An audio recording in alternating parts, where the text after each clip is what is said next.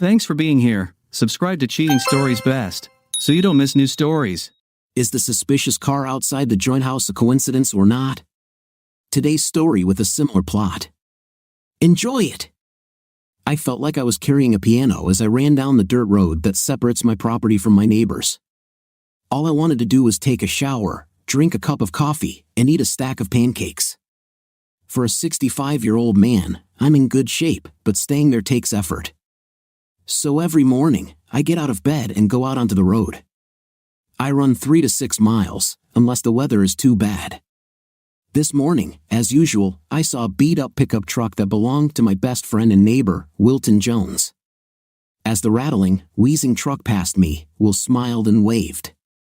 Maybe I was overthinking everything because I was tired from the run I had just finished, but I really didn't like the way he smiled. He smiled that smile people give when they think they know something bad about you. What bothered me was that Will wasn't some kind of jerk, he was my best friend. The city was full of idiots, but as far as I knew, Will was not one of them. It's funny how one small detail can stay with you for hours after the moment has passed. That smile, differing from a friendly one by only 1/4 of an inch in the movement of the lips and the slight change in his eyes, remained with me. Thinking back on it, it was that smile that really started the second phase of my life. As I turned the corner onto my property, I noticed my wife, Maddie, walking into the house from the garage. As I called it, it was actually an old barn where I kept my cars. My house was once part of a large farm. We bought just the house and 4 acres around it, including a fairly large lake and a small wooded area. The rest of the land went to a farm to the north, which was purchased by a large commercial agricultural company. Seeing Maddie come back into the house from the garage was a red flag. It's not that she can't walk back and forth as she pleases, it's just strange that she went to the garage early in the morning. When I entered the house, she was coming down the stairs.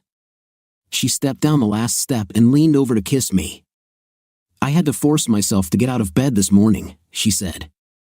"Did you just get out of bed?" I asked. "Yes," she said sheepishly. "I somehow can't get ready in the morning. Maybe I went to bed too late yesterday after the children arrived.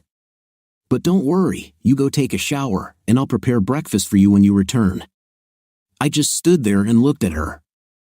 "Come on, Grandpa," she exclaimed. Maybe I'm not the only one who has trouble starting the day today. Maddie cannot be called classically beautiful, and at 63, she's not as attractive as she used to be, but I love her like there's no tomorrow. The wrinkles at the corners of her eyes always make it look like she's smiling, even when her mouth is in a frown. She's a girl from the village who remained thin, although we both gained a couple of extra pounds as we got older. She doesn't have big breasts or a big fifth place, but her legs have thickened over the years. I love her body the way it is and wouldn't change a single feature for any amount of money. Maddie has a kind heart and will never say anything bad about anyone. 40 years later, I can honestly look back and say I'm glad I married her. So, I put aside the fact that she had just told me a blatant lie and walked up the stairs. As I climbed the stairs, I saw a vision that stopped me. Long, wet blonde hair lay on the shoulder, covered with a robe. 2 thin hands lifted the hair and combed it with their fingers, trying to prevent tangling. Innocent blue eyes found my face, and despite the fact that their owner is almost 40 years old, she smiled like she had just been caught with her hand in the cookie jar. And although I'm embarrassed to admit it, that smile filled me with lust. "Sorry, Dad," she smiled. "I used your shower because your son shaves in ours, and I don't want those hairs all over me." "Anytime," I said. "It's the smartest thing my son has ever done." She rewarded me with another one of those smiles. At the same time, a ballistically energetic figure ran out of the room at the end of the corridor. He rushed between us without saying a word. "Dylan!" I called out, stopping my grandson. "Have you forgotten your manners?" "Good morning, Mom." "Good morning, Grandpa." "Is there any more food?" he asked, without waiting for an answer. He then went downstairs. Kate shrugged and smiled at me again before heading to her room to get dressed. As the warm water flowed over my tired muscles, my mind wandered. I couldn't get over the fact that Maddie lied to me. Just the thought of it made me furious. I got dressed and went down to the kitchen. Maddie must have heard me coming down the steps because as soon as I walked in, she placed a hot plate of bacon and 3 of her fluffy pancakes in front of me. I sat across the table from my son Matt and my beautiful daughter-in-law Kate. Maddie came up and hugged me. Kate smiled at us and pointed to the table. Both my son Matt and my grandson Dylan were too busy eating to watch. "Are you going to show me that kind of affection, Kate?" asked Matt as soon as I finished the pancakes. Matt said, and we all laughed. Growing up, Matt had the temperament of certain dog breeds. Everyone knew not to disturb him while he was eating. Dylan seems to have taken after his father. "Grandpa, can we go fishing today?" Dylan asked between bites. "I planned this," I told him after breakfast. Maddie grabbed me and smeared some ointment on my face and hands. "What nonsense is this?" I asked her. "This ointment is called sunscreen," she told me, then kissed me. "I'll have to kiss this face for the rest of my life. I need to make sure he's taken care of." "But we're just going fishing," I said. "We're not going to lie in the sun. Just let me worry about you for a little while," she smiled. "You are all I have." Dylan and I got into my truck. He looked longingly at the barn. "Grandfather, why don't we ever drive your car?" he asked. "I don't want my salon to smell like fish," I told him. He looked at my car again. I didn't blame him. In 2008, my 1993 Ford Mustang SVT Cobra was 15 years old. I bought it the year it came out and have been babysitting it ever since. Over the years, I have upgraded the wheels, supercharger, stereo, interior, and a few other things on the car to keep it current. It has also had a couple of paint jobs done. However, this car has always been my greatest pride, and I am careful about who and what I let into it. "Grandpa, what are you going to do with this car when you're too old to drive it?" he asked. "Well, then I'll just enjoy watching it," I said. "What will happen when you die?" he asked. I knew what he was hinting at and what he wanted me to say.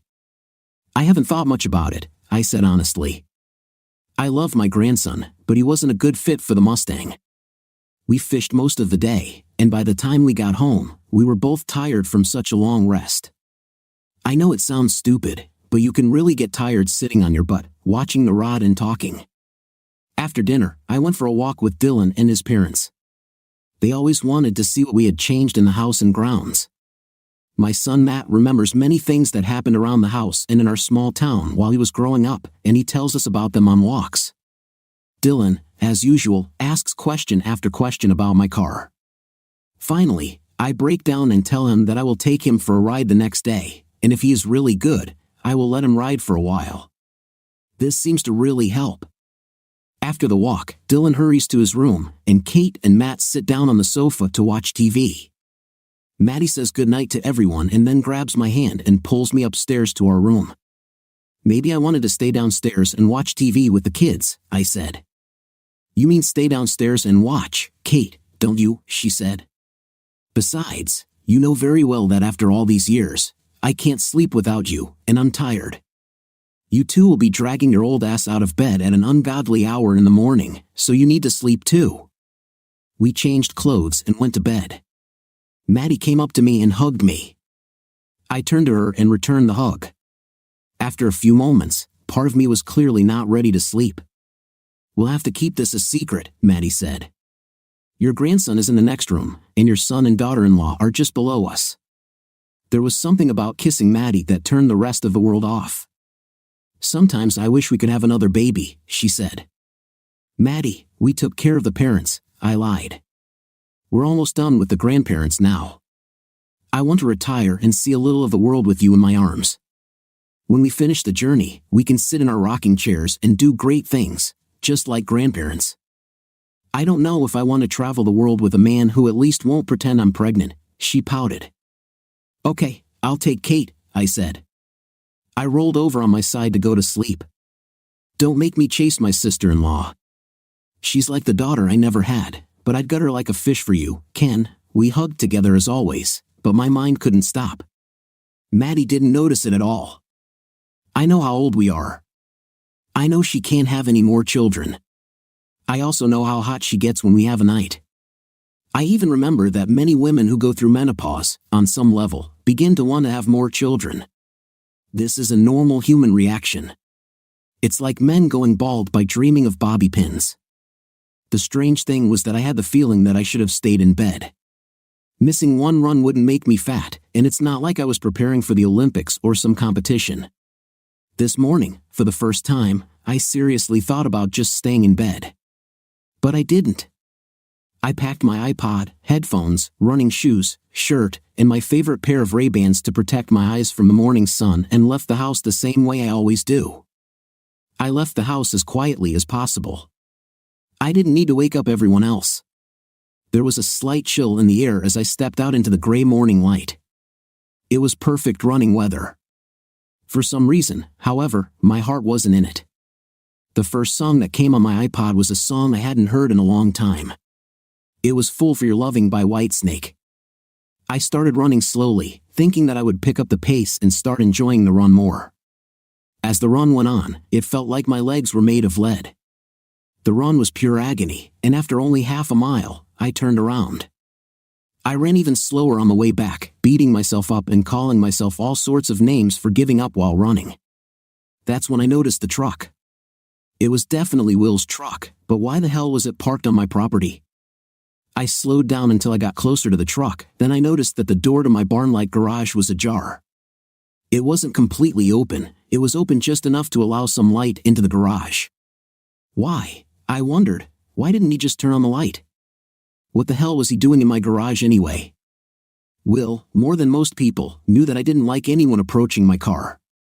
Restraining myself from crossing the threshold of the open door, I cautiously peered into the darkness of the garage. For a moment, it was too dark for me to understand what I was seeing. Then it became clear. There was someone doing her thing in my garage. She was awfully close to my car. While she was doing this, it was obvious that she was here of her own free will. They all were, and I knew that my life would never be the same again. For most of my life, I have always been a balanced and reasonable person. I was the one everyone knew as the man who thinks before he fights, who only fights as a last resort. I was the one who could be relied upon to see both sides of an argument and allow hurt feelings to subside. But if you pushed me hard, I had a creepy, violent side. Next to the door, I found a board about a meter long. I knew it would be there because I used it to prop up the wide barn door on windy days. I was always afraid that the wind would slam the door when I was driving the car in or out and damage the body or paint. At the same time, I liked the antique look of the wide horizontal door, and truth be told, I was too frugal to spend on replacing the door with a modern vertical garage door. I picked up a rock and threw it as hard as I could at the windshield of Will's truck. The windshield shattered, and the activity in my garage changed. The three people suddenly gathered their clothes and began to get dressed as quickly as possible. "Do you think it's him?" asked a voice I knew all too well. "I don't know," Will said, "but it sounded like someone had done something to my truck." "I'll see you in a couple of days, Maddie," Will said. "I'm leaving here, but I won't finish." Maddie began plaintively, "It's weird, and I don't want to risk getting caught." By the time Will was almost fully dressed, pants and shoes on, shirt in hand, he headed for the door. I remembered the grin he had given me as he passed me on the road. I wondered how long he had been smiling at me that way, and my anger increased. Will opened the door wide as he walked out, and I swung the 2-meter board as hard as I could. I felt several of his ribs break, and he screamed loudly, loud enough to wake the dead. He fell back into the garage, and I kicked him several times. He made a sound again, but this time it was pain causing him to sound. Maddie rushed between us as I stood over his body, ready to strike again. "Ken, don't," she screamed. "You'll kill him." She held out her hand to stop my strike, and as soon as she touched me, it was as if I had touched something poisonous. I pushed her away from me. She fell back into the pile of hay she had just had a night on. "Don't ever touch me again," I hissed at her. "But, Ken," she said, as if I had hit her. You don't mean." I turned and walked into the house, leaving her standing there. As I watched Ken walk away from me toward the house, a huge lump formed in my throat that I could not swallow. This couldn't happen. Ken couldn't really mean it. But he didn't really say anything. For the first time in 4 years, I didn't know what Ken was thinking or what he was going to do. His attack on his best friend left no doubt in my mind that Ken was angrier than I had ever seen him. I needed to catch up with him and calm him down before he did something that could destroy our family. As usual, his mind was on practical matters in the moment. Despite how angry he was, he still needed a shower. That's where I found him. I opened the door and looked at him, like so many times before. His body was surprisingly strong and muscular for a man his age, thanks to his workouts and runs. His muscles were still full, and I loved looking at his body. Suddenly, I realized that I was taking a risk. I pushed this thought out of my head. "What do you want for breakfast, dear?" I asked him, as I did almost every day. "Get away from me," he spat, as if he didn't care who heard. He grabbed the shower door and closed it. "You don't need to be so loud," I said calmly. "And you don't have to close the door. I've seen you without clothes for the last 40 years. There's nothing you have that I haven't seen 1,000 times. You won't see it anymore," he said. Then, with visible effort on his part, he calmed down, took the towel and wrapped it around himself. He opened the door and went out. "What do you want, Melinda?" he asked, in a tone much calmer than his eyes suggested. "I think we need to talk, I said, "but maybe we should wait a little. I think you need time to calm down. I need time to explain everything, and we really don't want to ruin the kids' visit. We only see them once or twice a year, so maybe we should wait until they leave, okay?" "I don't want to talk to you," he said. "I don't want to settle down. I don't care what you say, and lying to children or pretending to be polite in front of them is just another form of lying. Maybe you're so used to lying and hiding things that you don't know what the truth is anymore, but sooner or later the children will know about it. Sooner or later, everyone will know about it." "What are you talking about?" I asked. "The kids will want to know why we broke up," he said suddenly. My heart began to beat faster than it should have, and I felt dizzy. I staggered, then grabbed the wall next to me. Ken didn't even slow down. For the first time in 40 years, I felt like he didn't care about my health or well-being. "I'm sure Chelsea is wondering what happened to Will. I beat him up pretty bad. I might have to go to jail if he decides to sue me. I really hope he tries. I'll tell everyone who asks me what happened and why I beat him. I'm sure Chelsea will kick him out. Their house has been in her family for generations. He'll be on the street before nightfall." "Ken, you'll ruin their marriage," I said. They have kids, and will have to think about his business in a small town like ours. He'll probably lose at least half his clients. He's been your best friend since you were both in high school. Why do you want to ruin his life?" "He destroyed mine first," he snorted. "And while you care so much about other people's children, families, jobs, and feelings, have you ever thought about mine? About my feelings? About our son and his family?" "Ken, I'm sorry if I offended you," I said. "That was never my goal. I love you more than—" "If you say that again, I'll hit you," he snorted. His gaze was absolutely serious. Ken went from completely calm to furious in an instant. His hatred and anger emanated from him in waves. Then I realized how much I had hurt him. I also realized my mistake. For most of my life, I had taken his love for granted and assumed we would always be together. I never imagined that I could lose this love or that he would doubt that I loved him more than anything in the world. The situation was getting worse every second. I needed to do something to calm him down before he went out and ruined many lives in his pain. What I needed to do was bring as much normalcy as possible to give him time to work through his anger. I left the bathroom and went downstairs to start preparing breakfast. It was almost 7 in the morning by then, and Matt and Kate had to get up soon. I wanted to keep them in the dark about everything that happened. On the way down, I met Kate. "Hi, Mom," she said, looking at me. I understood why my husband was in love with her. My daughter-in-law was beautiful, but her beauty was not just external.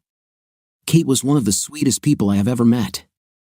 Matt must have done something incredibly good in one of his previous lives to end up with a woman like her.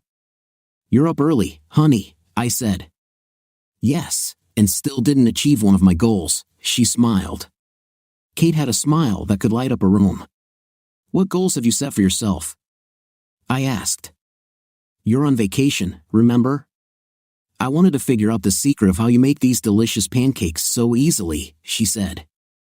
but my first goal was to get my fat fifth place out of bed and go run with Dad, she laughed. If Kate's fifth place was fat, then the rest of us didn't stand a chance. Her fifth place was close to perfection.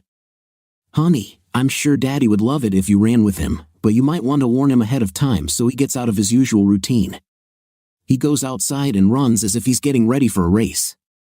You probably don't want to run like that until you've tried it a few times, I said. She smiled, then I saw the thoughts swirling around in her head. She thought she could easily keep up with a 60-year-old man. The poor thing didn't even suspect. Kate and I had been in the kitchen for no more than 5 minutes when Ken came downstairs. He walked into the kitchen and hugged Kate, told her he loved her, and asked her to tell Matt the same. He wasn't dressed for work, so I started to worry. I became even more worried when he didn't say a word to me. A few minutes later, I heard the loud roar of Ken's Mustang. I'm not sure if Ken's anger made him drive more aggressively or if the car, as Ken and many of his Mustang-loving friends claimed, reflected his mood. If the latter was true, my husband was angrier than he had ever been in his life. I had mixed feelings. How many women over 60 can claim that a man loves them so much that he goes crazy at the thought of them with someone else? How many women over 60 can claim that their husband beat someone because of them? On the other hand, I was afraid.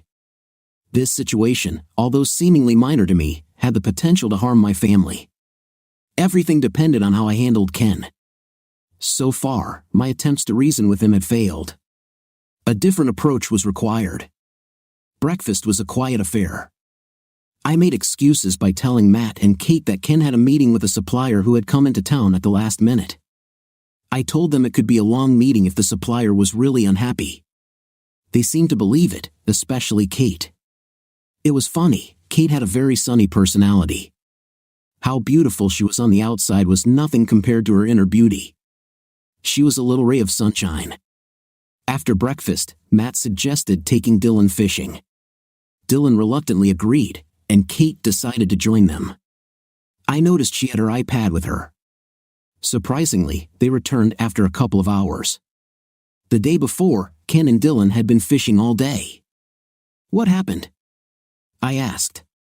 Are the fish not biting? Dylan didn't feel like fishing, Matt said. This set the tone for the rest of the day. When dinner time came and I hadn't heard from Ken, I started to panic. I didn't know what to tell the kids about why he wasn't there. I called him. The phone seemed to ring 100 times before he answered. What? He asked. The tone of his voice told me that I was the last person on earth he wanted to talk to, and it hurt. When are you coming back home? I asked. Who said I'll be back? He asked. My blood ran cold. Ken, do we really have to ruin Matt's vacation? I asked. Can't we just wait and deal with this after he leaves? You started all this. Why didn't you think about that when you brought your lover into my garage and had an intim with him? Ken said. Ken, we need to talk, I said. Can you please come home? Why would I go home? Besides, I'm doing what you asked, he said. Yes, but Ken, you owe me, I began. I don't owe you anything, he said. For 40 years, I gave you everything you asked for. I gave you my heart, my body, my mind, and all my love. And look where it got me. The most frightening thing about the conversation was that he was no longer angry. If he was still just venting his anger, I might not be so worried. But Ken was very calm, and he spoke very casually. It was as if he had thought everything through and was simply telling me the facts that he had deduced from some analysis or experiment. Immediately after dinner, Ken returned home. Matt and Kate rushed to greet him as soon as he entered the house. Ken sat down and talked with Matt and Kate for several hours. They talked about everything. I saw that Ken liked it. Kate asked about the photo on the mantelpiece of Ken in a hospital gown with Matt on his lap. Matt was so young that he didn't remember the details, he only remembered that his father was a hero. I remembered this too, and Ken truly was a hero. There was a birth defect in Ken's family that sometimes skipped a generation or two, but when it showed up, it was almost always fatal. Ken's brother had it. Ken donated his bone marrow to his brother Ben in hopes of curing him.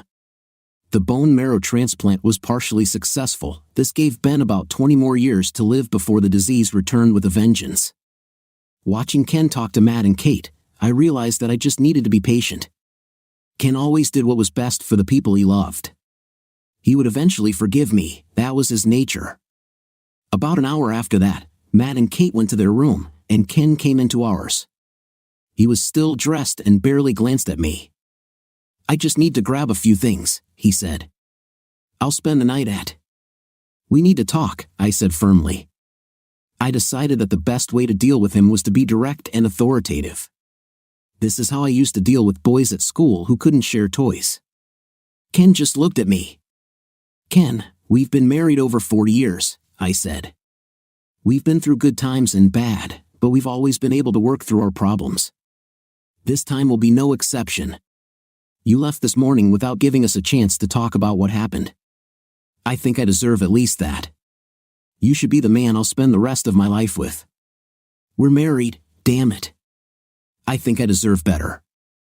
And I think I deserve better than to be married to the town," he blurted out. At least he spoke more quietly this time. "How long have you been having fun with my friends?" "How many were there, Ken?" "You need to give me a chance to explain." "It's actually not what you think," I said. He sat on the edge of the bed, as far away from me as possible. "I'm not contagious," I said. "You can't get infected from me." "Just yesterday, you liked to touch me," he said. His reluctance to touch me or be around me really hurt me. "Yesterday, I didn't know who I was married to," he spat. "Yesterday, I didn't know that my best friend was stabbing me in the back. Wait until I talk to Chelsea." "I thought you were going to let me explain," I said calmly. He simply sat back on the bed, moving further away from me. "Okay, I won't waste time," he said. "Ken, you were the first and until now, the only person I've had an intimate with. When we first started, it was scary and I never told you, but it even hurt. I only did it because you liked it so much and I loved you, so I endured it. It took time, but it became pleasant for me too. Everything changed when I reached my late 40s or early 50s, Ken. I even started to hate a night. You were wonderful, you never pressured me or tried to force me, and you never complained.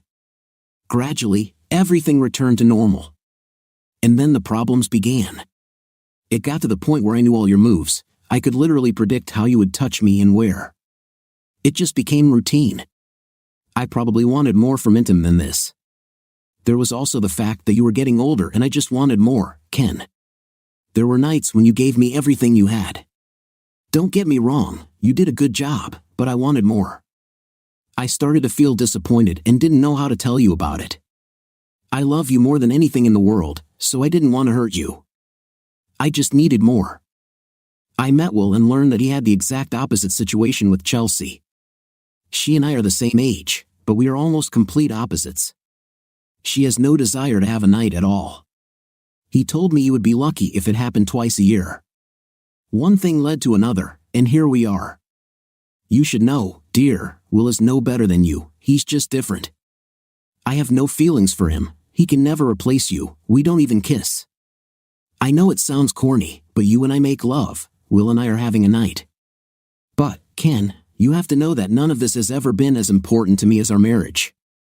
It's just a phase I'm going through. Like I said, I put up with you needing a lot of intim when I didn't, so I guess you can put up with it now that I need more than you can give. I laid out all my arguments and I could see that he was really thinking about them. So, you never considered telling me you wanted to try something new, right? He said. And you never thought to just tell me that we need to do this more often? I'm in much better physical shape than Will, whatever he could do, I could do better. Maybe it's true, like you said, you just wanted someone else.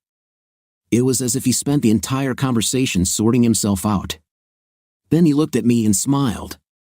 Well, you won't have to put up with boring me anymore, he said. Ken, this is not what I wanted, I said. Because you and I will never have a night again, he continued. No, Ken, you didn't understand me, I said angrily. This isn't what I wanted at all. I'll just stop if that's what you want, he said. No need, I said.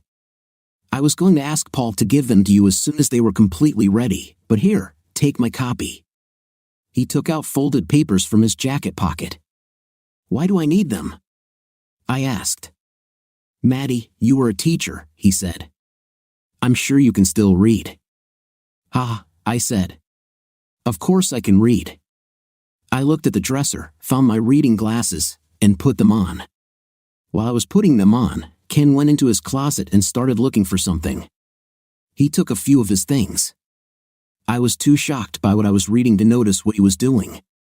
He left the room and returned a few minutes later. This time he had a bag and started putting things from his drawers into it. Ken, why are you doing this? I asked him through tears.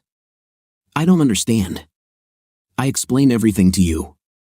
I put up with what you needed. Why can't I have what I need? Because these are completely different situations, he blurted out. Like you said, when we were younger, I probably wanted more, but I had to settle for what you wanted to give me.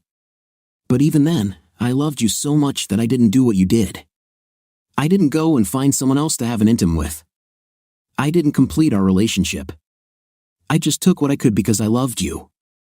He had a point. I never thought about it. Do you remember how you didn't like my habit of wearing work shoes at home? He asked. Yes, but what? Remember when I left the toilet seat up? He asked. Well, yes, but I. Remember how I went to the bar after work with the guys? He asked.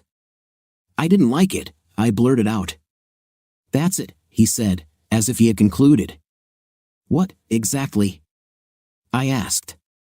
Every time I did something you didn't like, or when you wanted me to do something, you were never shy to tell me. And every time it was important to you, I changed. Why didn't you give me a chance this time? He asked. Because I started. I struggled to find the words. Because you just wanted to try someone else, he said. And as always, I will give you what you want, so you can try a night with whoever you want, whenever you want, in this wide world. Half the people are men now. I won't stand in your way. Ken, you were never in my way, I said. It's all just a mistake. It's a misunderstanding. No, that's not true, he said. You have all the facts, Maddie. You know everything that's going on. You knew that Chelsea had no interest in Knight. You knew it well enough to discuss it with Will, but not well enough to discuss your needs with your husband. I'm sorry, but you only seem to know enough to get what you want. You seem unable to honor the vows we made when we got married, so I'm releasing you from them. But I don't want that at all, I said. And I don't want to be married to a cheater, he said. But I'm not a traitor, right? The uncertainty in my voice sounded weak even to me. I filed for divorce under the no-fault law, he said. We'll split everything in half. I want to keep it as simple as possible, Maddie. I'm not giving you my house. It's been in my family for almost 100 years. However, at the same time, I don't want to see you in trouble or suffering, so you can live here until you die or until you start a new relationship. Of course, I can't control who you end up with, and I'm not interested in that, but you have no right to bring your men here from time to time. If you violate this condition, you will be immediately evicted from the house. Ken, I don't want a relationship with anyone but you. You're too far gone, I said. It was only intim. We were supposed to be together forever, but now after 40 years, you want to leave me. Actually, Maddie, you abandoned me. You pushed me away so you could, he began. It was just a night, okay, I said. I admit I was wrong, but what is intim, Ken? I did it with Will 2 or 3 times a week while you were running. You were running longer than Will and I were together. Let's say Will and I were together 20, but he said, there's nothing. I blurted it out before he could finish. I spend more time in a week having a night with you than I do with Will, too, I wanted to say, but I never agreed to share you or have a part-time wife, he said. And again, you never even gave me a chance to voice my opinion on this. You started this without my knowledge or consent because you knew I wouldn't agree. I already told you, I'll stop, I said. Go back to boring intimate with me, he asked. I could never force you to do that. But Ken, I love you. I don't want us to break up, I said. And that's the problem, Maddie, he said. I loved you so much that when I saw you with Will, I lost my temper. I'm glad you stopped me because otherwise, I would have killed him. My anger was like a red-hot flame, but it burned away all traces of the love I once felt for you. And even if I could somehow return this love, I would never be able to trust you again. You better stay with Will. Just don't be so stupid as to ever bring him to my house. Otherwise, you'll end up on the street after you die or when you can't take care of yourself. The house will go to Matt and Kate if they want it. After them, it will go to my brother Ben's children, he said. What do I tell Matt and Kate? I asked. Do as usual, he said. Come up with something that, ignoring all the facts, will allow you to do whatever you want. I went through this alone. I watched helplessly as the person I loved more than anything in the world walked away from my life. He packed only the essentials. There wasn't much room in his Mustang. I wondered where he would go and where he would live. I hoped that things wouldn't work out for him and that he would come back to me. The next morning, I lied to the kids that Ken was having such serious problems at work that he had to leave town. I'm not sure if they knew anything was wrong, but the next few days were a real test. I tried to act as if everything was normal. I'm sure my pain showed through. A few days after Ken left, Chelsea came to see me. She was in tears. Will went to the hospital. He drove off the road and crashed his old truck into a tree. Fortunately, a local farmer found him quickly enough, she told me. He has several broken ribs and bruises all over his body. The main problem was that the accident exacerbated a pre-existing problem that had been plaguing Will for years. Will teetered on the verge of a heart attack for a long time. His blood pressure was also very high. As it turns out, when Will got into the accident, the damage to his ribs caused cardiac arrest. This meant that his brain did not receive blood for long enough, and as a result, Will fell into a coma. Chelsea arrived home only to change clothes and update Ken on Will's condition. I also told her that Ken went on a business trip. Matt and Kate went home to Chicago. They promised to be back by Christmas, if not sooner. I spent the first few days without Ken in the hospital, supporting Chelsea. I felt guilty about what happened to Will. I also felt bad that I was telling everyone the same lies, but I told everyone that he was on a business trip. Only his lawyer, Paul, knew the truth. Paul couldn't say anything because of attorney-client privilege. Over the next few months, as Will slowly faded away, Chelsea and I became best friends. I tried to be her best friend, mostly out of guilt. I knew that I was the reason her husband was in this situation. Talking to doctors, I learned that they believed Will would still have survived the heart attack, even if Ken had not beaten him. His ribs had healed, and the damage Ken had caused had been forgotten. So at least Ken wouldn't have to feel guilty about sending his best friend to the hospital. When he returned, I knew in my heart that Ken and I would see each other again. When Christmas came, I had to admit to the kids that Ken had left me. I didn't tell them the whole truth about what was happening. I just told them that we were going through something that we needed to work out. Surprisingly, they accepted it. I could see that Matt was upset that Ken left me. Kate, on the other hand, simply said that she was sure Ken had his reasons. This led to them almost having a fight over it sometime after Christmas. Almost a year after Ken left me, Matt and Kate also divorced. I heard from both of them from time to time. Their son Dylan's life continued to go downhill. He dropped out of college, was unable to hold down a job, and seemed to constantly be getting into trouble. Will eventually died, but Chelsea had already found another man whom she met at the hospital. He was paralyzed from the waist down and had no sensation below the waist.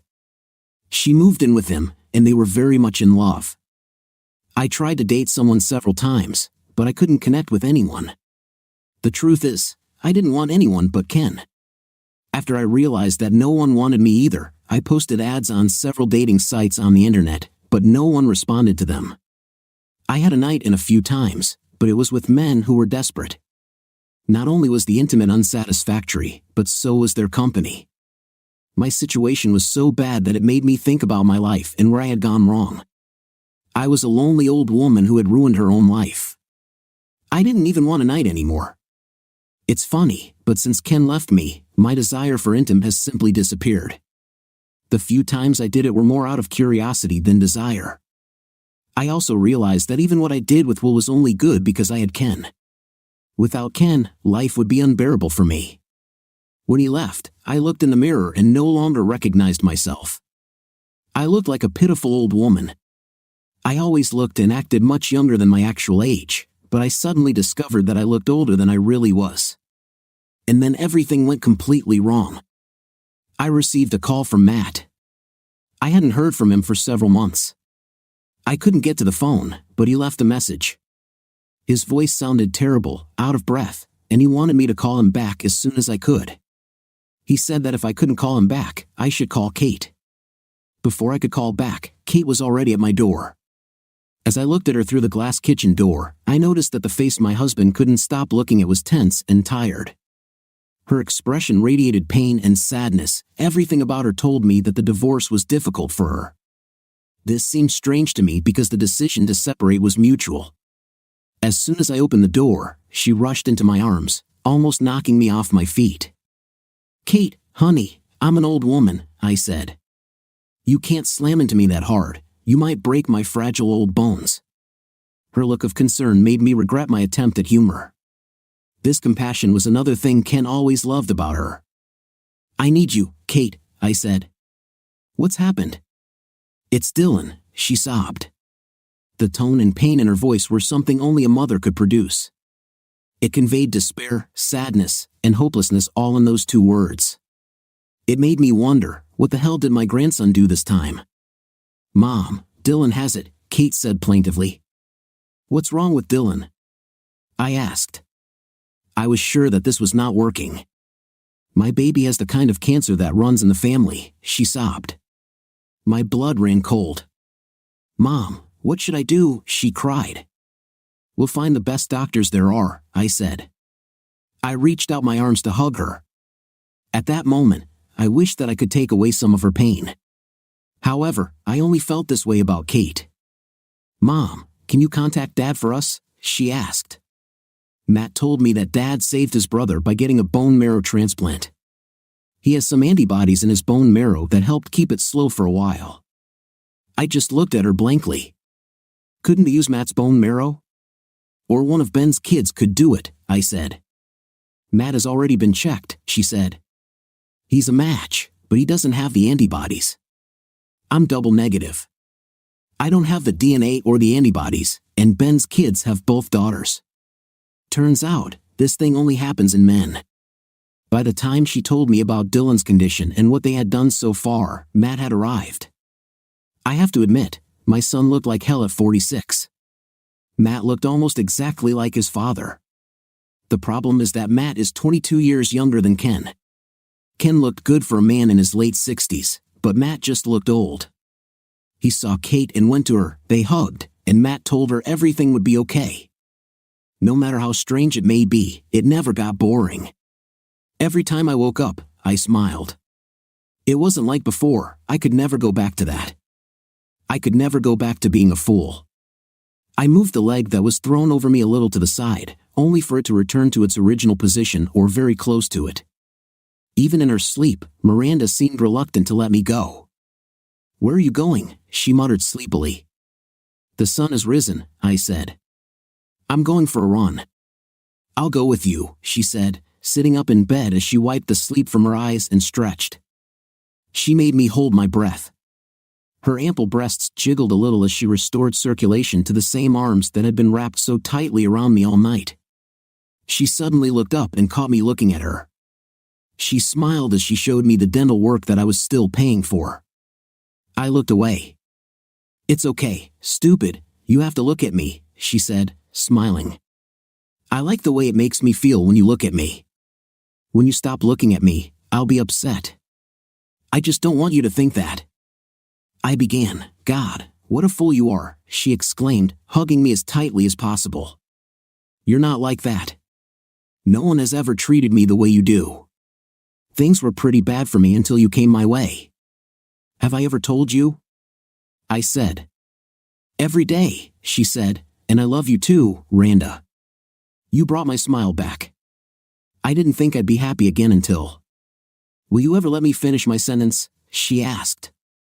"I was going to tell you a new fact about Miranda's life." "I'm not sure I can believe what you're about to say," I told her. She looked at me with bewilderment.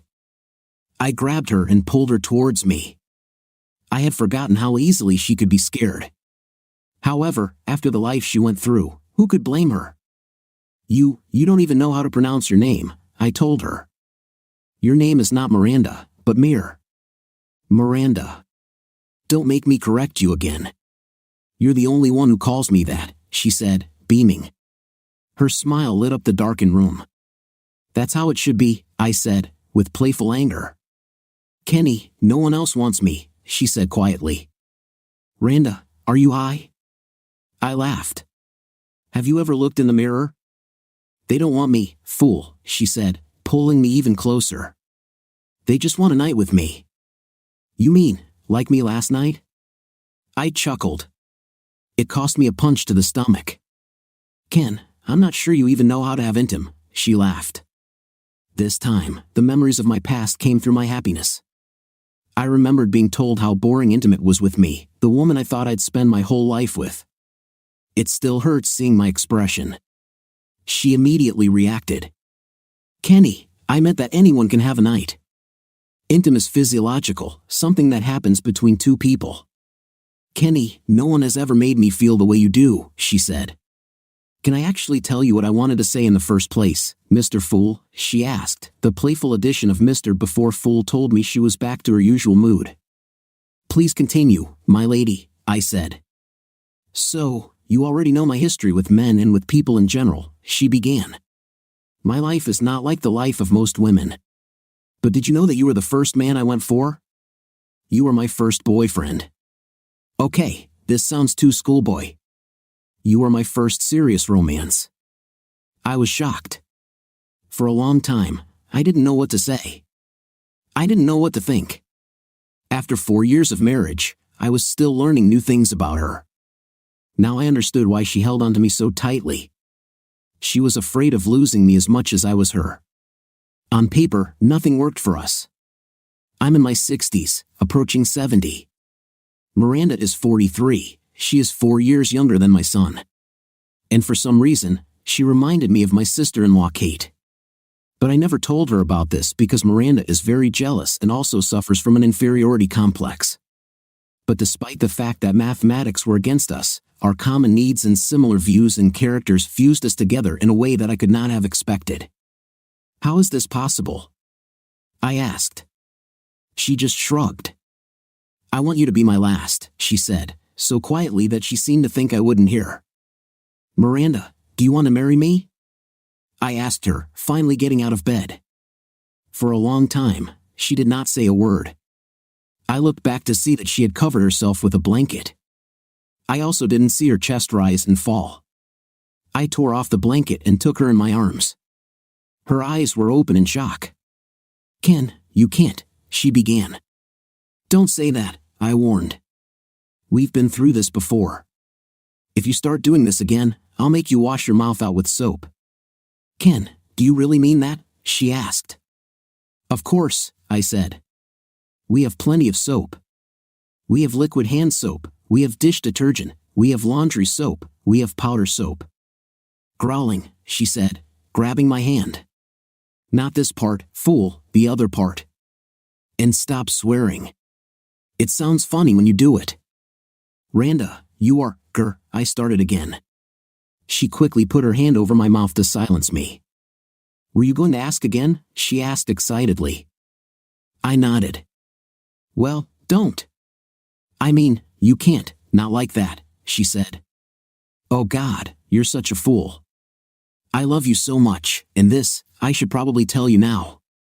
Oh God, this is terrible.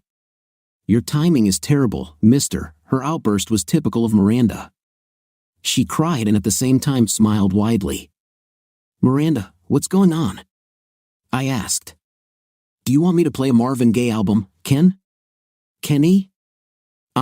I should have told you this a couple of days ago, but I didn't know how you would react, she said. I mean, you're old. Okay, that's not what I meant. I mean, you're old, but hell, I'm old too, in a way. I'm older than you, and damn it, Randa, are we getting married or? Grrr, I tried to squeeze out. I really tried not. Not yet, fool, she blurted out. Anyway, can I? Well, Randa, do you love me, or? I began. Of course I love you, silly, she blurted out angrily. Can you shut up long enough for me to tell you that we're going to have a damn baby or not? I was stunned. I didn't know what to say. But I'm old, I said in shock, and then my brain seemed to stop functioning. Are you sure I'm the father? I tried to stop when I realized I was asking, but it was too late. In the space of 3 seconds of my mindless babbling, I had seriously damaged the trust we had built over the last 4 years. Miranda jumped out of bed and ran to the bathroom, crying. I heard the lock click as soon as I reached the door, and the sound of her sobs tore at my heart. Randa, honey, I'm sorry, I said. I'm just surprised. Can we talk about it? No, she sobbed through the door. Randa, move away from the door, I warned. I'm going to break down the door. I dropped one shoulder as I once did when playing football and rushed towards the door. I hit the door with all my strength. The door didn't budge, but I bounced away from it and fell backwards, landing awkwardly on my 5th place. Damn, this hurts, I said. You deserve it, she laughed. She left the bathroom with tears running down her cheeks. Are you okay? I'm not sure, I said. I need to stay in shape, Miranda. Damn, I'll have to play baseball and football again. Damn, I've always been bad at basketball. Please tell me my kid won't play football, I said. I may be old-fashioned, but football, it's not the main sport. And neither is hockey.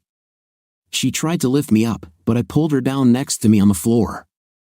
I wanted to tell you a couple of days ago, she began.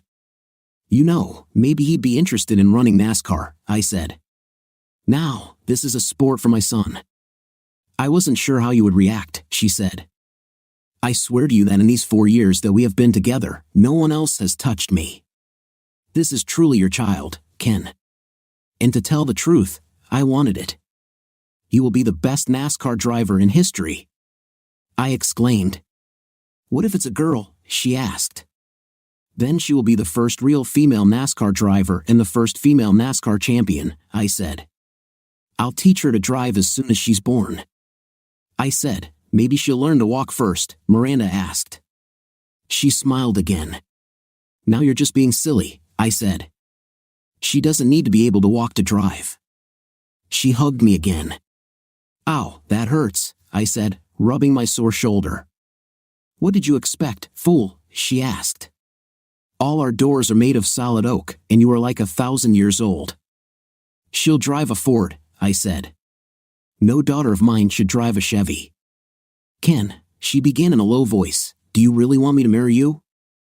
I tried to ask you twice, didn't I? I said softly. I didn't want you to think that you had to marry me for the baby. Randa, I asked you before you told me about the baby, I said softly. I did it because I love you. Then ask me again, she said quietly.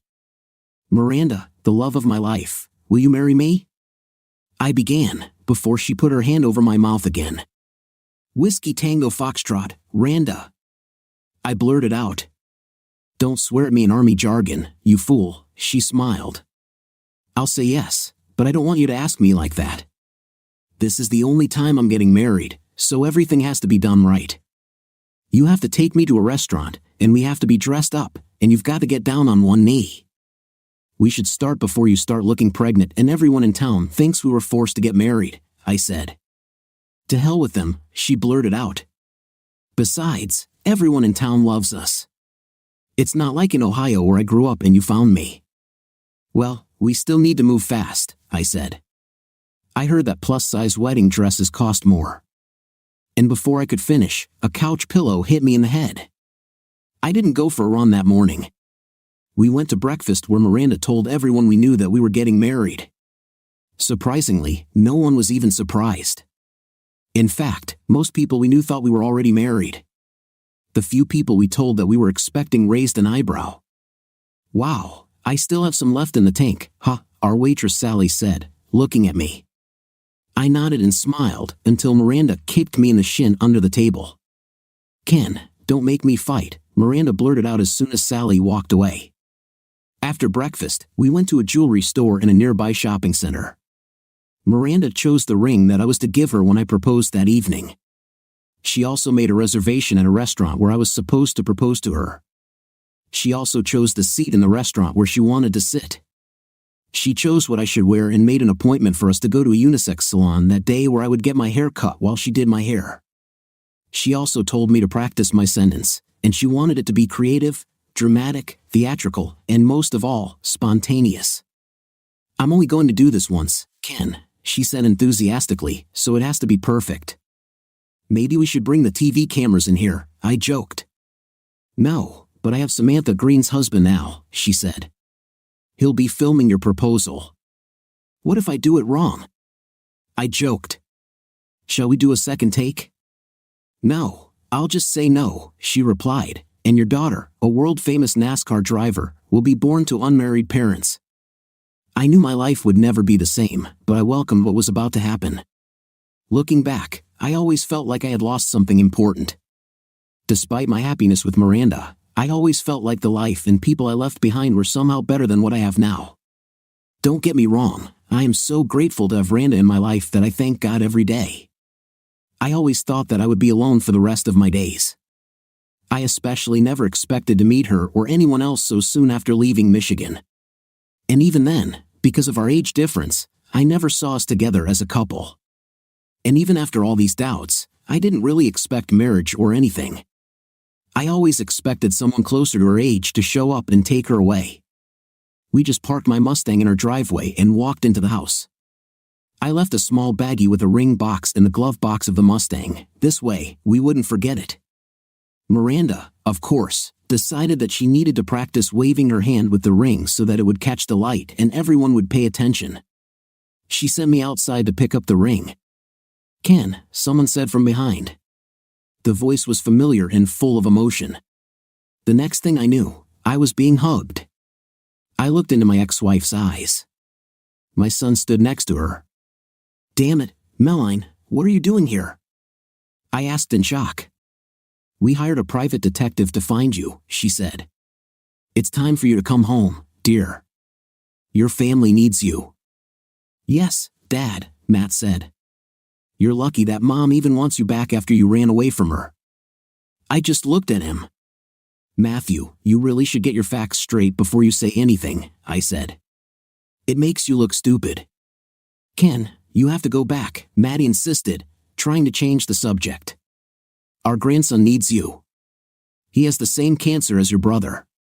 "What does this have to do with me?" I asked.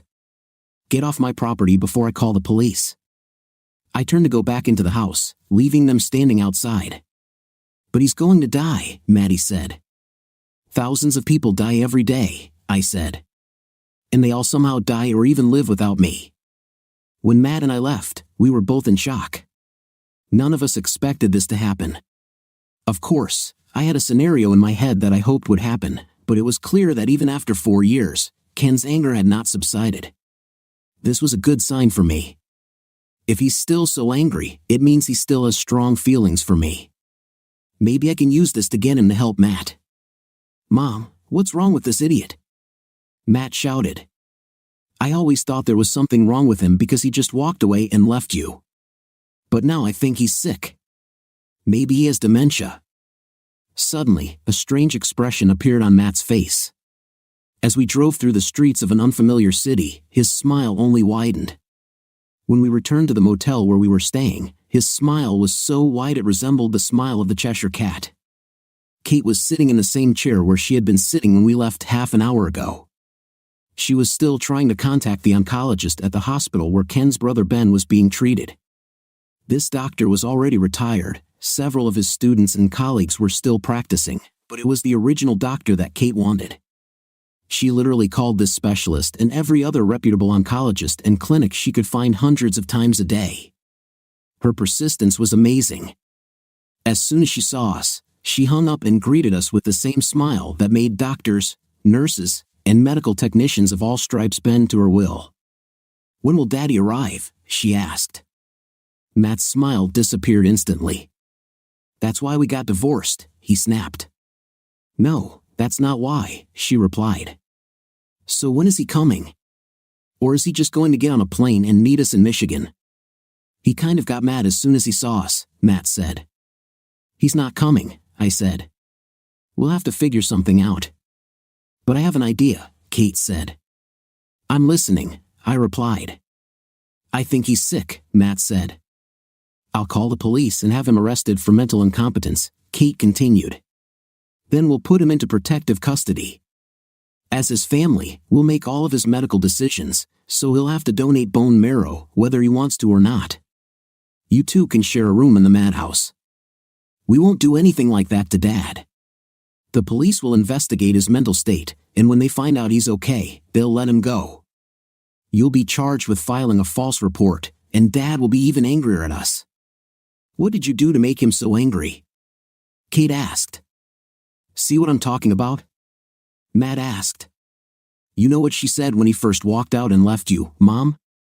She said she was sure he had his reasons. She acted like it was your fault. I didn't say anything, and Kate asked again, what did you do, Matt? Did you openly hostile? She asked. Did you ask him politely, or did you come over screaming and yelling like you always do? Actually, that's what Mom said all the time, Matt said. He got really angry when he saw her. I was just protecting my mom. Let's look at this logically, Kate said. If Dad did something bad, he would be glad that Mom came and forgave him. He will try his best to come back. I had to interrupt before my sister-in-law ruined everything. This is how we have to do it, I said. We already have the answer here. What? Matt and Kate asked at the same time. We'll just send Kate, I said. First of all, she can charm the paint off a moving car. Second of all, your dad always loved her. He always told me she was the best and brightest thing you've ever done. Was my own damn father in love with my wife? Matt shouted. Of course not, Matt, don't be stupid. Your father just loved her like a daughter. He thought she was the most beautiful woman in the world. You know, everyone has secret crushes. Most often, it's some movie star or singer. In your father's case, it was Kate. But he never did or said anything. He loved me more than anything, so maybe Kate can succeed where we failed. He never managed to say no to her. Okay, give me the keys. I'll go to Dad, Kate said. No, you're not going alone, Matt blurted out. Now that we know that you both are crazy about each other, you won't go to him without me. That's what I was missing. My wife is sleeping with my father. We're not married anymore, Kate said, snatching the keys.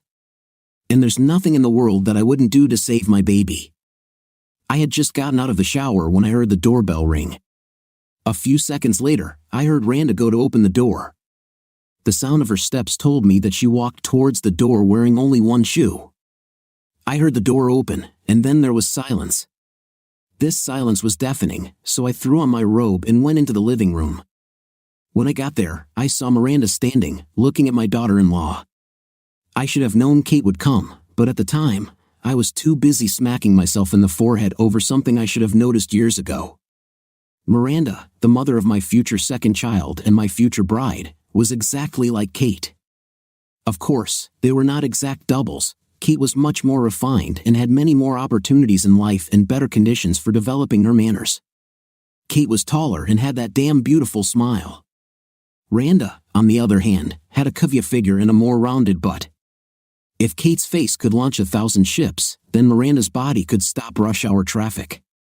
They had similar heart-shaped faces and almost identical beautiful eyes. Kate's eyes were as blue as the sea, Miranda's eyes were emerald green. Their mouths were the same, although their expressions were different. Where Miranda's mouth was usually a straight line, she could sometimes, when she was extremely happy, almost reach Kate's smile. At this moment, however, they were both irritated, and although neither of them made a sound, it was only the calm before the storm. All I wanted was to find shelter from the estrogen explosion that was about to occur. Miranda, what are you doing at my father's house? Kate screamed. As far as I remember, Miranda replied, your father was no saint, he was an alcoholic and he doesn't live here. You've probably slept with so many men that you've mistaken my father for someone else, Kate snorted. Oh no, I remember him well, Miranda said. I always remember people who were supposed to be my relatives but treated me like trash, especially those who disdained me in public and tried to get me into bed when no one was looking. Kate covered her mouth with her hand. She was shocked. Why are you surprised, Katie? You were no better. You were my favorite cousin, and you betrayed me just like everyone else, but it was more painful because it came from you. I admired you. I wanted to be like you. When you turned away from me. Miranda, I'm off to college, Kate said. When I got home, you were the talk of the town. According to everyone I talked to, including your parents, you slept with almost every guy in town, and many of them more than once. And you, of course, believed it, Miranda said. After everything we've been through. Miranda began to cry, and that was my signal. I walked over and hugged her, sitting on our couch with Miranda on my lap, rocking her. Kate, I think you should leave, I said. She looked like she was in pain, and I felt sorry. Dad, who is she to you? Kate asked. Everything, I said decisively. We had a very special evening planned for tonight, and nothing will stop it from happening. I already know what you want. I already told your husband and your mother-in-law that I can't help you. It was nice to see you again, but you really should go. Dad, Matt and I are no longer married, she said. And I don't understand what's going on between you and my cousin, or why you won't help your own grandson. There's clearly something wrong here. So, can you put off your special evening so we can talk? She smiled at me with all the power of her smile. No, I said. There's nothing in this world that I would stop or put off tonight for. Okay, we'll talk in the morning, she said. We'll sort this nonsense out once and for all. There's nothing to sort out, I said. Dad, please, she said. I know I'm not your real daughter, but I've always dreamed of being one, and I've always felt like one. So, for my sake, can we just talk and figure this out? No, said Miranda, and you can't take it away. If you don't leave us alone, I'll knock the sparks out of your skinny fifth place. Miranda, it's none of your business, Kate said. It's a family matter. Do you know what this is? Miranda asked as she waved, and her ring caught the light. I'm his family, and he's mine. We're going to get married, and we're going to, she trailed off. We'll always be together. I'll be here early in the morning, Kate said. I'll come alone. Maybe I can figure out what's going on between me and my cousin, then we'll all talk about the rest together. I have a feeling that a storm is coming. After Kate left, Miranda looked into my eyes. You don't love me at all, she said, tears in her eyes. You just love me because I look like her. Miranda, you are full of surprises, I said. If you don't come to your senses, I won't ask you anything tonight except to pass the salt. Oh no, you fool, she said. I need to cut down on my salt intake. I'm pregnant. Yes, but you're not pregnant alone, I said. Nothing has changed. I still love you more than anything in this world. My daughter-in-law, my son, my ex-wife, and my grandson can go to hell. You and our child are my family. Well, I'll invite my whole family to the wedding, she chuckled. Okay, I said. We'll send out the invitations as soon as you've collected all their addresses. But I thought you said you didn't have a family. I have you and our future NASCAR driver, she smiled. Sorry, honey, I need to get dressed. Our evening was exactly how Randa wanted it. It lacked spontaneity but made up for it in emotion. When I finally got down on one knee, all eyes in the restaurant turned to us. Before she could even ask the question, Miranda screamed yes so loud that some of the cooks came into the kitchen to see what had happened. I was not surprised when a special dessert was brought to our table. However, I was surprised when I saw the bill and noticed that it was on the house. I'd swear Miranda ordered it. When we got home, Miranda insisted on watching the video several times. She posted it on her Facebook page and downloaded it to her phone. After the third viewing, I was tired and ready to go to bed, but Miranda had other plans. We went to bed but didn't sleep. That evening, it was just married intim. Miranda laid down and pulled me towards her. Our kisses were like fire, they got hotter and hotter. I don't remember anything as intense as our merger that evening. We woke up and went for a run. Well, I was running, and Miranda was following me on her bike. When we got home, with Miranda steering her bike with one hand and holding my hand with the other, we found Kate sitting on the porch, waiting for us. If she had something against it, she kept her mouth shut. She sat in the kitchen while Miranda and I took a shower. After our shower, the three of us made breakfast and ate it on the terrace behind the house. We had just finished eating when Miranda started talking. "I wanted to be you so bad," she told Kate. "I tried to act like you. I dressed like you. I did what you did. I even tried to talk like you. Your hair hasn't changed in over 20 years, and I think I'm still trying to be like you. You went to college. You didn't come home often, Kate. I started hearing rumors. You met someone special, and I wanted to fall in love. At 18, I was the complete opposite. My mother was a religious fanatic, and so was my father. You were an alcoholic at 18 due to my mother's strict rules about what was appropriate and what was not for a young girl. I had never been kissed. The next thing I heard, you dropped out of school because you got married and were expecting a baby. Your life seemed magical to me. My side of the family couldn't send me to college. I had to work and earn money to try to send myself. I got a job at a restaurant where I waited tables, and my experience turned out to be my downfall. I worked a Super Bowl party at a restaurant and was dead on my feet after delivering hundreds of orders of wings, chips, beer, and everything else they had. I accepted the offer of a ride home from the guys. They offered me beer. I was tired and thirsty, so I took it. I've never drunk beer before. I didn't know what it was supposed to taste like. That's why I didn't notice what they mixed in there to this day. I don't remember anything that happened. I saw the video they presented to the court. I told my mother what happened, and we called the police. I only remembered the two guys I left the restaurant with, but it turned out that there were more of them. After that, no one wanted anything to do with me, at least not in public. People I called friends left me, as did most of my family. My mother started punishing me for everything. I couldn't do anything right. She also started suggesting that I look for other housing. I was fired from a restaurant because my presence allegedly scared off customers. I went from job to job and ended up as a bartender. I was lonely and an easy target. I fell in love with the first guy with good talk.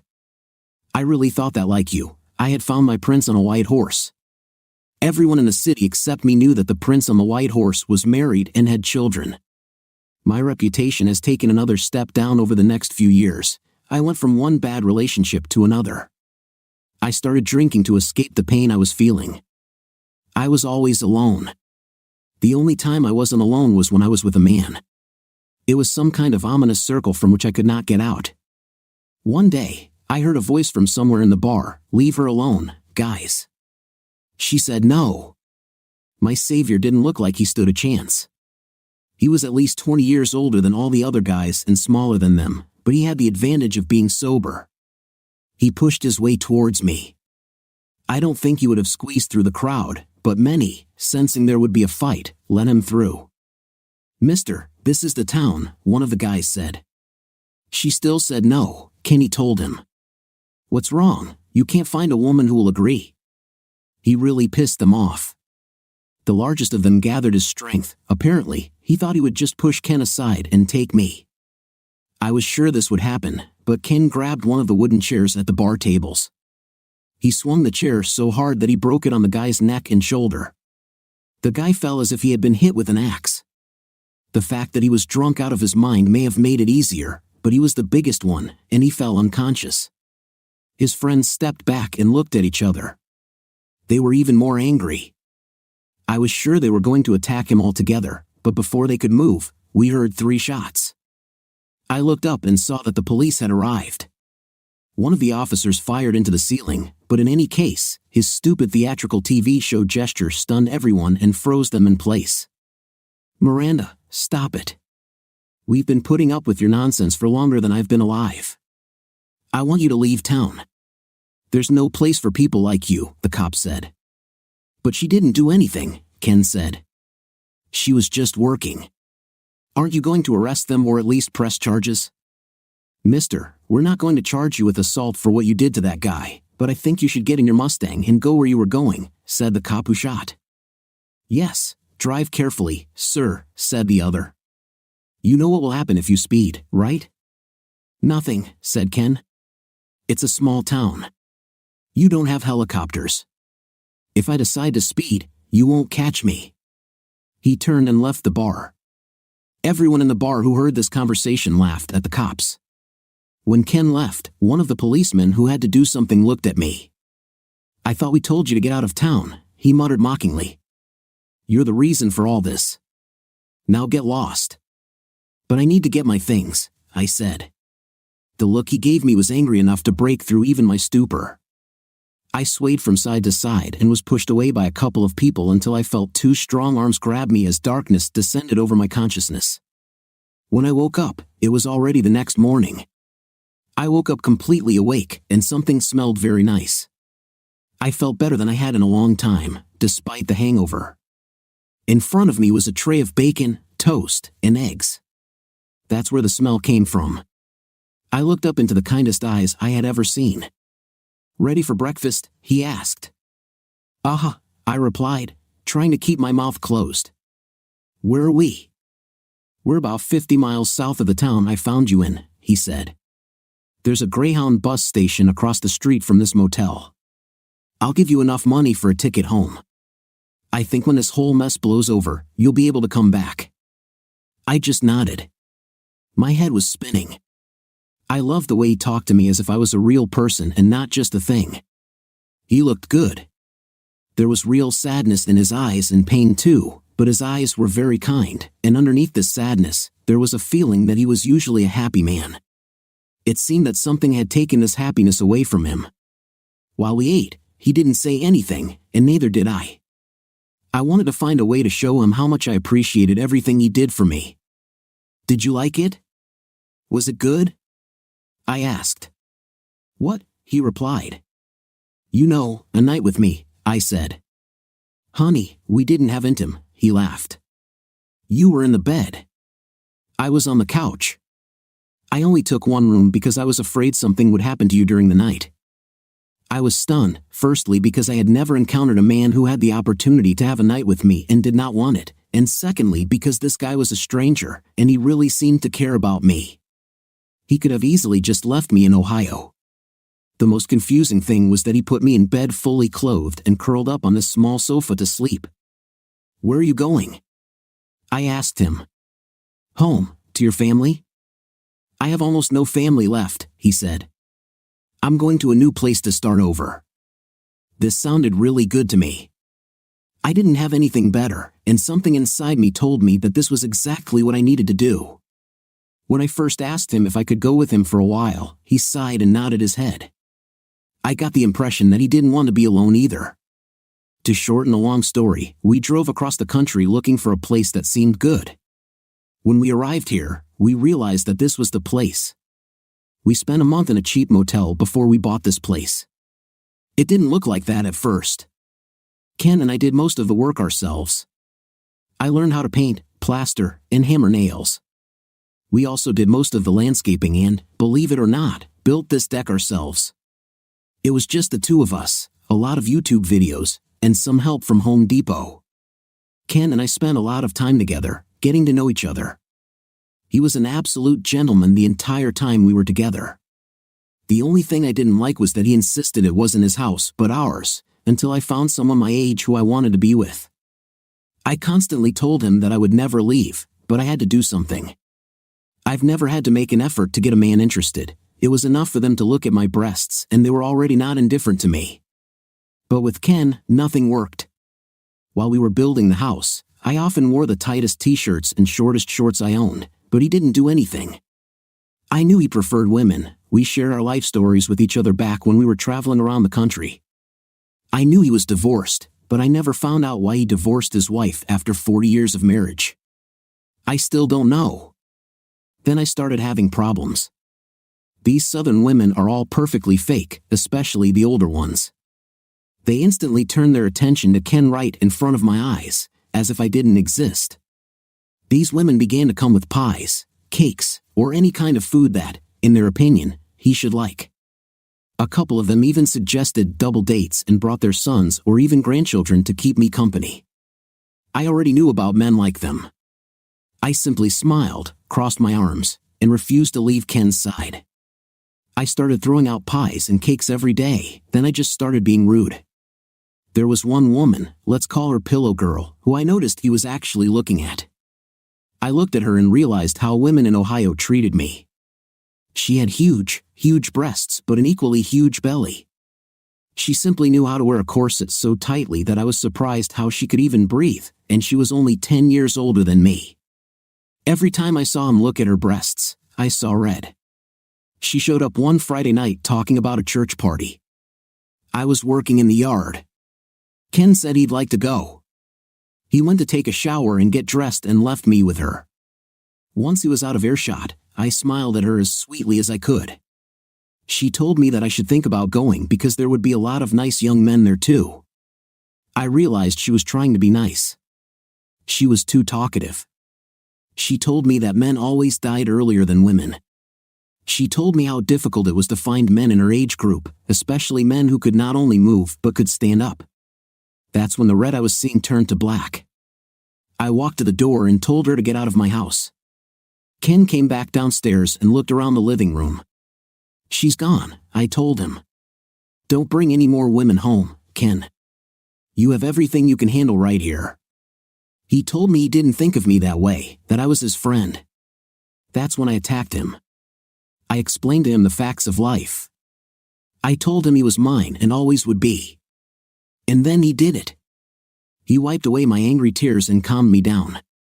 Then he gave me, at almost 40 years old, my first real kiss. He just smiled at me and sat down on the sofa. He took the remote control and turned on the TV. I was still standing there with the stupidest look on my face. I was really angry. Then I walked over and collapsed next to him on the sofa so hard that I almost broke it. He hugged me and looked into my eyes. Randa, I'm afraid, he told me. If I didn't know better, I would have sworn he was crying. I like waking up and walking down the hall to wake you up, he said. I like having breakfast together and arguing and cheering each other up when we're down. You probably don't realize it, but if I hadn't met you, I'd probably be a depressed and lonely old man. Intim is wonderful, but it's less than 10% of the relationship. It's probably the best 10%, but it's still a small percentage. But it also complicates things to a disproportionate degree. I just don't want to risk what we have, he said. What if we do this and it's not good? I'm just a regular guy, and you've been with a lot of guys who were probably a lot better than me. As far as I remember, this was the first time I just grabbed him by the mouth. I have a habit of just grabbing him by the mouth to shut him up when he says stupid things. I kissed him again and told him I would think about what he said. I brought him a beer while he watched TV and then went upstairs. I unloaded and reorganized the drawers in his dresser. I put my things in half the drawers. I also took up half the closet space. By the time his movie ended and he went to bed, I was already lying under the sheets waiting for him. We didn't have a night that first night, but we snuggled together and got used to each other's bodies. I told him I thought about his ideas. I told him that from now on, he wouldn't have to walk down the hall in the morning to wake me up because I'd be right next to him where I belonged. I told him that as far as intimate was concerned, even if all he could do was make me feel like I did when he kissed me, we'd be fine. I also gave him a warning. I said we could wait as long as it took for him to feel comfortable enough to have a night, but if he brought more old ladies home, it would be bad. This was our first year together. The last 3 went even better. We had no problems until you showed up at our door. She told Kate, so you are his daughter-in-law or were, and you are my cousin or were. None of this matters, Kate. We both left the past behind. We weren't happy in the past, and we're not going to start looking back now. We have a bright future ahead of us, so thank you for coming this far, but whatever you're selling, we're not buying. Miranda, I didn't know about all this, Kate said. Honestly, I think we just lost touch. It's probably my fault. I was young and in love. Next thing I knew, I had a husband, a child, and a new family. You're also right that our family in Ohio was problematic. I knew that my father had problems with alcohol.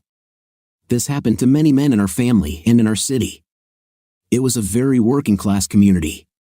Almost all men worked very hard in physically demanding jobs with little or no chance of escape.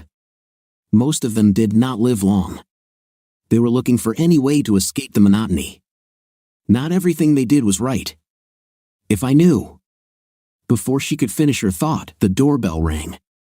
Miranda stood up to open the door. I guess I stayed on the deck with Kate because I thought she was the one I needed to deal with. Kenny, can you come in here? Called Miranda. The tense tone of her voice told me something was going on. I ran into the house and into the living room. There I found Miranda at the open door. On the other side of the door stood Matt and Maddie. Oh, cool, I said. Kate came into the room behind me. I told you to let me handle this, she said. I didn't want to leave you alone with him, Matt said. What do you care about? She said. We're not married anymore. And whose fault is it? Matt shouted. You wanted a divorce. You asked for a divorce. I never wanted this. I just wanted you to fight for us. I just wanted to see how important I was to you so that you would make some effort to keep us, Kate said.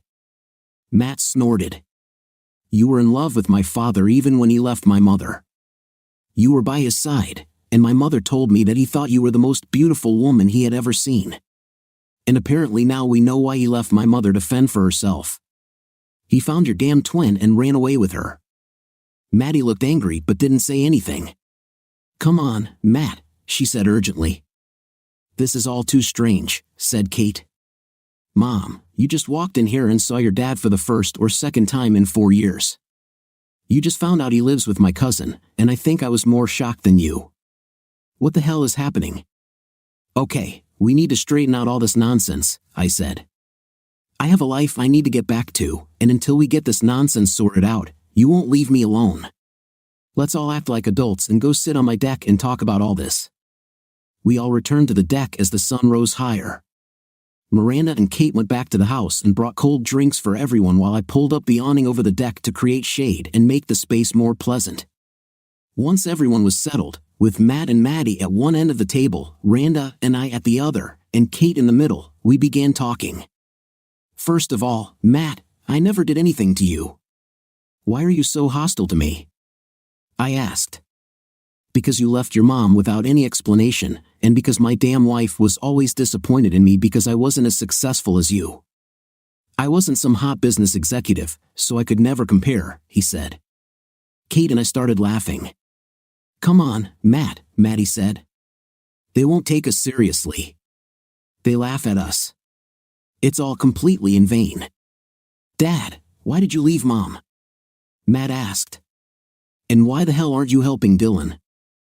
I want to know that too, Kate added. You both loved each other so much, and then suddenly you disappeared. She didn't tell you anything?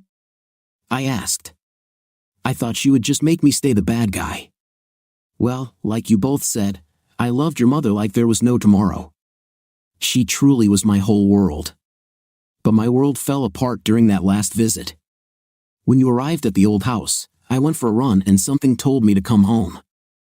I came back and found your mother cheating on me. It broke my heart. I have never felt such pain in my life. I just snapped.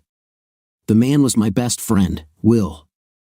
Dad, Uncle Will died shortly after you left, Matt exclaimed. Damn, I beat him up pretty bad, I said. You didn't kill him, Maddie said. Will died from complications of heart failure. He had a massive heart attack. He did one noble thing, however. He told the sheriff that he crashed his truck. This explained why his windshield was broken and also gave a reason why he had broken ribs. You broke most of his ribs when you jumped on him, but he pretended to be in an accident to save Chelsea from finding out the truth about his cheating. He probably did it to save himself too because Chelsea would have had his breakfast. Why didn't you just try to fix things, Dad? Matt asked. I understand your anger, but why not at least talk to your mom and tell her why? I said. I didn't run away, it never happened. I went to a lawyer, I filed for divorce, and I offered your mother a very generous settlement. I even let her stay in the house. It will go to you when she can no longer live there, and then to my brother Ben's children. They looked at each other. I even had a final conversation with your mother before I left, I continued. She explained to me the reasons for her actions. She left me no choice but to leave. I don't understand, said Kate. Why would she cheat on you? She must have been crazy. She told me I was boring in bed, I said. Miranda laughed. I never said that. Maddie cried.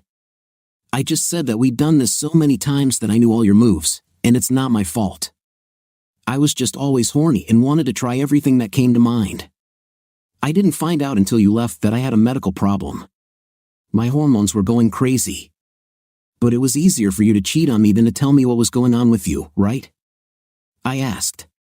Just like it was easier for you to let the children think that I ran away from you instead of telling them the truth. Ken, I love you so much. What the hell was I supposed to do? My life and my marriage were ruined over nothing. It was just a night, and after 40 years together, you should have been ready. I'm cured now. I haven't been with a man in years. I want you to come home. I don't care if you help Dylan or not, I just want my marriage back, Maddie whined. He's home, Grandma, Miranda said angrily. You had your chance, and you blew it. Get out of my house. He's not going anywhere. Who the hell is Dylan? I asked. Dylan is my son, Kate said quietly. He has cancer. The doctors are trying a lot of things. They want to try radiation therapy, chemotherapy, and nuclear medicine. Cancer is a genetic thing. The surefire treatment is a bone marrow transplant from someone in the family who has the antibodies to fight the cancer. It's hard, Miranda said. What do you want from us? Dad is a man with antibodies. He saved his brother's life. He can help. Hell no, Miranda said. He's almost 70 years old. Who knows what this will do to him? We're pregnant. I want my baby's father to be healthy and around when she's born. Kate and Matt were shocked. Maddie's eyes turned cold. Dad, why don't you help your grandson? Kate asked. And you, Miranda? He's your nephew. He's family. To hell with the family, Miranda snapped. The only family that matters is Ken and our baby. I can understand why you would feel that way, Miranda, Kate said. But Dad, besides Mom, what have we ever done to you? Katie, I love you, honey, I said. But ever since I saw him again, Matt has looked at me with anger because of his jealousy and the lies his mother told him. He didn't even give me a chance. But Matt isn't Dylan, Kate said. What did my son do? Katie, your son was there. He knew what his grandmother was doing for a long time and never told me. He betrayed me just like she did. No way, Ken. You can forget about marrying that girl. As soon as you step foot in church with her, I will arrest you by law. You ran away from me, Maddie said.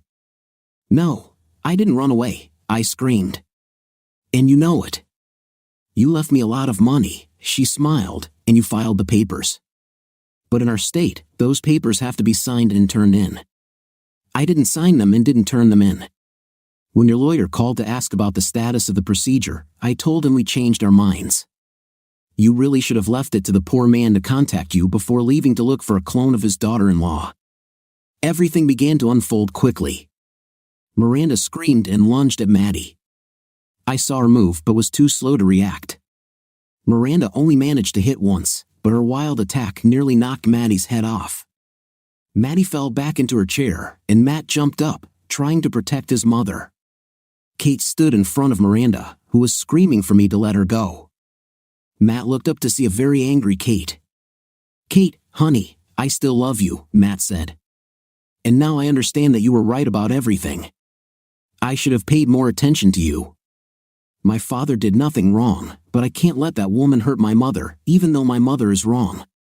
Matt, I still love you too, but this isn't about us. This isn't about your mother. This is about convincing Daddy to help my baby, and your mother is getting in the way of everyone, Kate said. I don't care if we don't get married, Miranda screamed. I could barely contain her. We're already doing well. Our life was perfect until they arrived. Our child will be raised by two parents who love him. I want all these people to leave my house now. You heard her, I said. Kate and Matt picked up Maddie and carried her out of my house. I spent the rest of the evening reassuring Miranda that everything would be okay.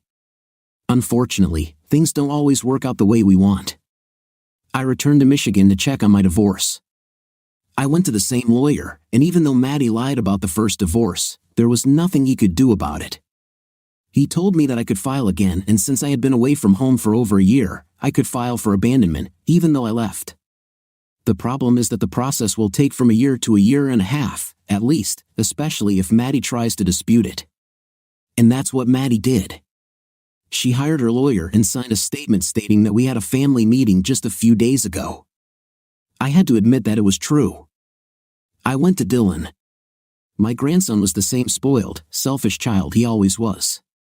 He was almost 30 years old and still had not taken any responsibility for his life and actions. You'd think the first words out of his mouth would be some sort of apology for contributing to the breakdown of my marriage and nearly ruining my life, right? He sat in the dirty apartment that Kate paid for, smoking a cigarette. He looked at me and smiled. "Mom made you come back and give me the bone marrow, right?" he asked. It took her long enough. It was all I could do not to hit him in the face. I didn't do it, but I also couldn't risk my life for him. Kate and Matt got back together.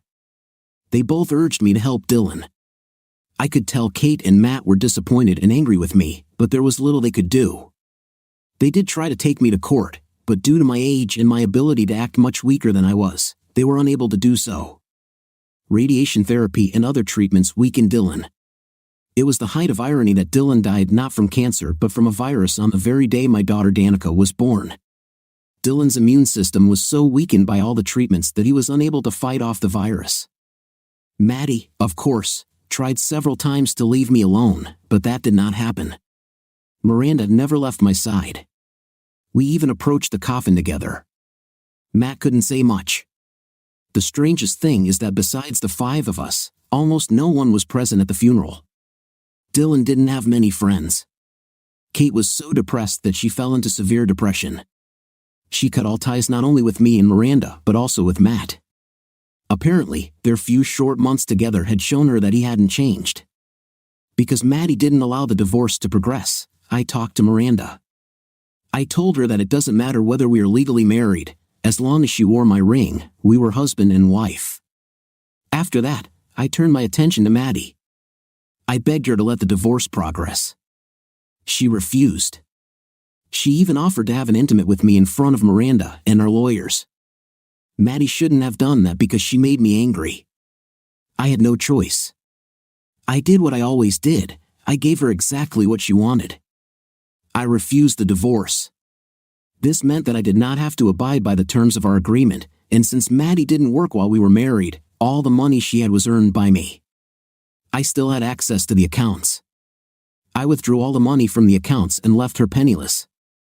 She received another check before I removed her name from my retirement account. It seemed heartless and cruel, but I liked it.